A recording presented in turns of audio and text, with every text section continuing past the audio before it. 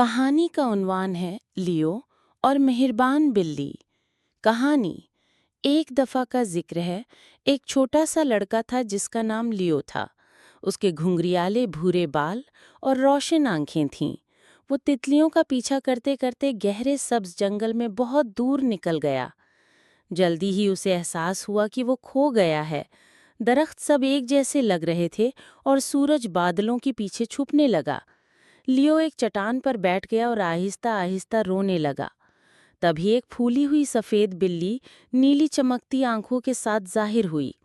وہ صاف ستھری اور پرسکون لگ رہی تھی، جو جنگل کی بلی کے لیے بہت عجیب بات تھی۔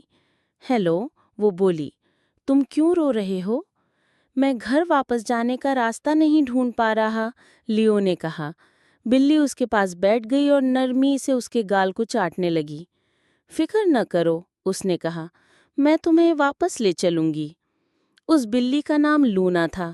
وہ لیو کو عجیب راستوں سے لے کر چلی، چمکتے ہوئے مشرومز کے پاس سے ایک دریا کے پار جو پرندوں کی طرح گاتا تھا، اور ان درختوں کے نیچے سے جو کہانیاں سرگوشی کرتے تھے۔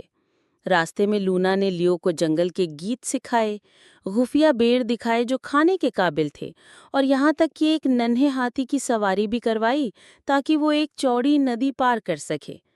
لیکن جب وہ آخر کار جنگل کے کنارے پہنچے تو لیو نے اس کا شکریہ ادا کرنے کے لیے رخ پھیرا اور وہ غائب ہو چکی تھی۔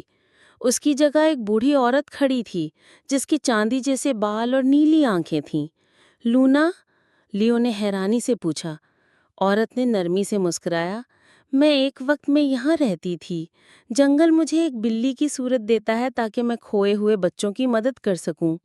تم بہت بہادر تھے لیو۔ اس سے پہلے کہ لیو کچھ کہتا، وہ عورت روشنی میں بدل گئی اور غائب ہو گئی۔ لیو دوڑ کر گھر پہنچا اور اس کے والدین نے اسے زور سے گلے لگا لیا۔ وہ لونا کو کبھی نہیں بھولا، وہ جادوئی بلی جو حقیقت میں اس سے کہیں زیادہ تھی جو وہ دکھائی دیتی تھی۔ اور اس دن کے بعد لیو ہمیشہ دوسروں کو ان کا راستہ دکھانے میں مدد کرتا رہا۔